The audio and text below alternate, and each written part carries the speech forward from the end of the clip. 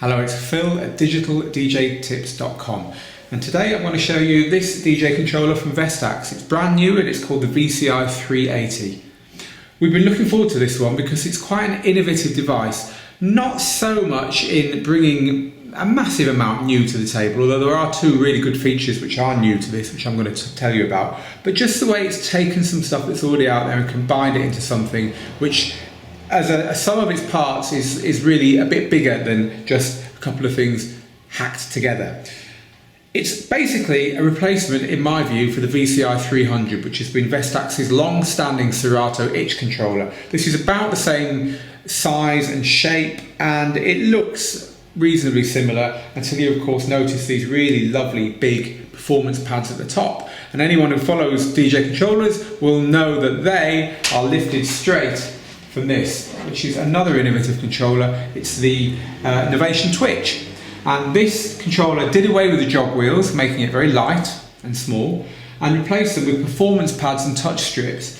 Now basically what Vestax has done is bring the jog wheels back, but take the performance pads and touch strips from the Twitch and slap them at the top. That in a nutshell is what it's done. So what we need to consider is how well it all works and whether the controller is more than a sum of its parts, really. So let's just quickly run through what's different about this controller, what makes it stand out. So the areas here are straight from the Twitch, and if you haven't seen the Twitch or you haven't used the Twitch, I will tell you what happens here and why it's different from other controllers. Well, the first thing to note is that these pads are really easy to use. They invite you to use them. They're big, they're soft and rubberized, they're all backlit, and they make you want to perform, as opposed to tiny little buttons like these, which other controllers have for the same kind of functions that we have here. And you know, performing on little buttons like these is no fun. So what has been done here, and what has been done in the Innovation Twitch as well, is to make it fun to perform on buttons. So that's the first thing. This is brightly lit because it has mains power. The reason it has mains power is it's also a standalone mixer, so therefore it must have mains power in order to work as a standalone mixer. That means you don't have to plug your computer in to play things through it. You can play CDs or talk through a microphone or have an iPod plugged into it or plug some record decks into it, all just on its own. That's why it has the mains. So that means that the brightness of the lights is really good because a mains power supply means you don't need to plug it into USB, and USB is traditionally what makes controllers a little bit dim because there's only so much power that can be drawn from the computer. And also it means that it's nice and loud. The amplifiers and the circuitry in it can draw enough power through the mains lead in order to give you really decent loud headphones and really decent loud output. So while some people might see it as a disadvantage having to plug it into the mains, there are advantages there, but the standalone mixer is the big one.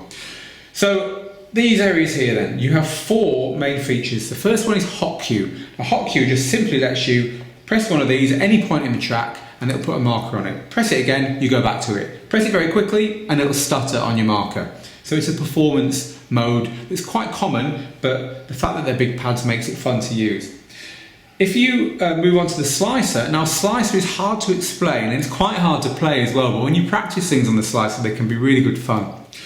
Imagine the slicer as something which takes the next chunk of music. It could be the next 2 bars or the next 4 bars or the next 16 bars or whatever. You can set it using the touch strip actually as to the parameters. It takes a chunk of music and it divides it into equal parts. Now it'll play those parts by pressing these. So by pressing number 8, it will jump up to the 8th part and play that instead of the first part. Meanwhile though, underneath it's continuing to play kind of silently as if nothing's happened, and as soon as you stop playing the pads, it takes up where it left off.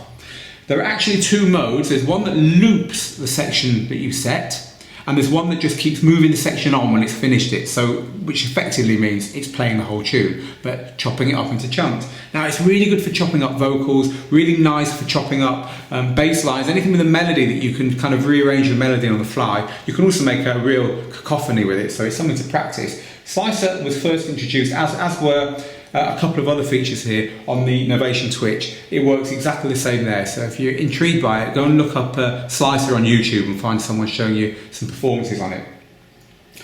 Auto loop allows you to loop a section of the track but it will automatically choose the right length. So it could be half a bar, 2 bars, you know, an eighth of a bar, whatever. It will use the BPM information that it's calculated to get it bang on.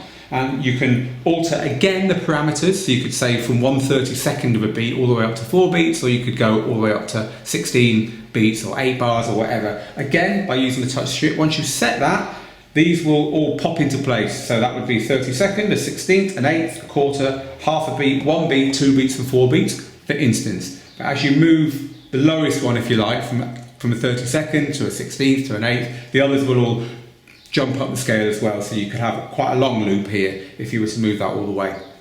There's also an auto loop function, which it's almost like the hot cues where it remembers 8 of them. But it will remember a whole loop rather than just a hot cue point. So you can store 8 loops on here as well. You press the button twice to get that. The roll is kind of like auto loop, but what happens is that underneath the track continues playing silently again, a bit like the slicer. But then as soon as you finish doing all your roll action, the track will take up again. So that's really useful if you're kind of chopping up a break or the end of a break especially, and you know that the second you finish, it's going to kick in, the bass drum will come back and everything will go back to normal. So that is in a nutshell what this section does, but they've added something else as well, and that is this Pad FX. Pad FX allows you to go through Serato's effects. Serato has 12 effects, so it allows you to go through all the usual stuff like echo, delay, flanger, phaser and so on. It allows you to go through the effects, choose one, and then turn it on, and then whatever you do here, whatever you're doing here, whether you're slicing up or you're cue juggling or you're doing a loop roll, that effect will kick in when you press a button. So not only will it kick in, but it will kick in at an intensity that is dependent upon how hard you press the button. So for instance, you could have an echo on there, and by performing like this, there's a slight echo on your performance, but by performing like this, it will really echo, and there'll be a much more pronounced effect. But better than that, the unit also has effects units here and here, one for each side, which goes through the whole channel. So you could easily set an effect here, with one hand be performing here, and then attenuating the effect depending on how hard you're pressing these buttons, and with the other slowly doing something here like a filter or reverb or whatever. So you can see, although it's only got 2 effects per side, and they are quite particular, they're not just like a bank of effects units, they thought about the way you're going to perform on them, and that's nice, that's unique. So what else have we got? Well, there's a sampler here as well. This controls the Sp6 Sampler in Serato itch software. It's quite limited as to what you can do on the hardware, which is basically triggering samples. You can start and stop samples, and you can also cycle through sample banks. There are 4 banks of 6, so that's quite a lot of samples to be choosing from. And better than that, your samples get remembered. So you turn itch off and you turn it on again, and all your samples are still in their slots. Samples can be set to play all the way through, like a one-shot, to be momentary, so they'll only play when your finger's on the button, and the second you take your finger off, the sample stops, or to be on-off, so that would turn it on, that would turn it off again.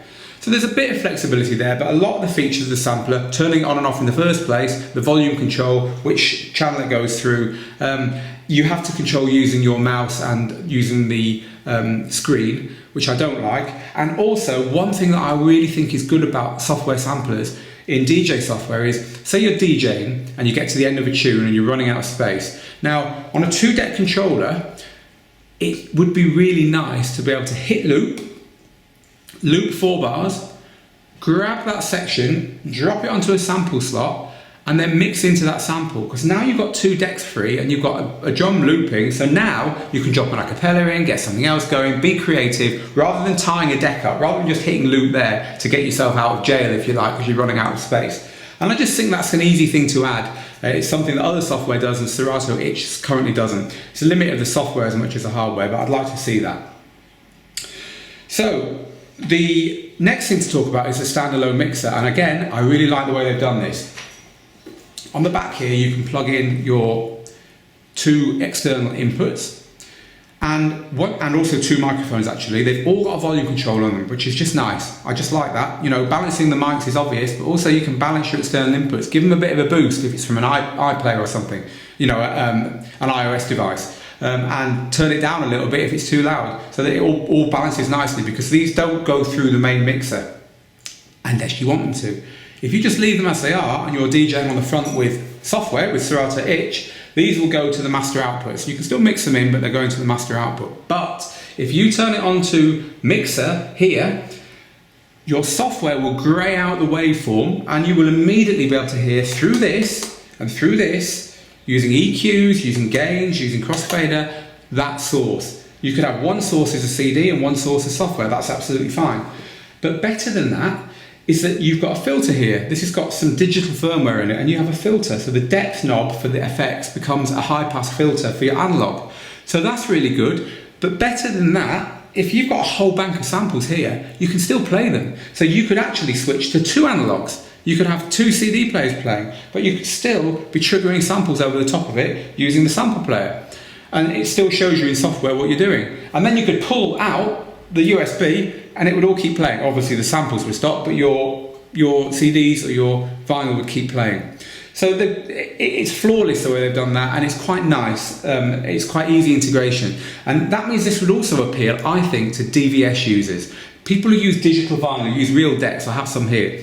If you had Serato Scratch Live and an SL2 box, which is just a little interface that lets you use software with real record decks and mixers, if you had that, and that was the way you DJ'd, you could plug your DVS, your timecode Serato decks, through this and DJ normally with Serato Scratch Live. However, if you wanted to, because you didn't want to take all your gear with you, or because you were going to a venue where you couldn't rely on their decks, you pop this in your bag as well, and you can DJ from the same library using Itch, because Serato Scratch Live and Serato Itch share the same library. So all your cue points would be there, all your loops would be there, all your beat gridding would be there. Everything is exactly as you left it, on one software moving to another. And because this has got a really nice standalone mixer, this could be your mixer for Serato Scratch Live and for your DVS. But another big advantage of that is that you have these 2 big areas here. Now, these are MIDI mappable in Serato Scratch Live. You can't change anything on this with Itch. If you're going to use this as a controller, you get what you're given. You use what Serato and Vestax are programmed. But if you're using Serato Scratch Live, now that does have MIDI functionality. And the reason is that basically your record deck's a mixer at home, well, they can't handle all the buttons and knobs that you need to DJ properly. They can't handle the loops, they can't handle the effects, they can't handle the library functions. You could easily program all these knobs and buttons here, apart from the mixer, because you need that for your DVS, to do that. So basically this unit will replace having to have a mixer and a box of buttons. So you can add this to a pair of record decks that you already own and Serato Scratch Live and have a really nice dual system. So again, it's just thoughtful innovation.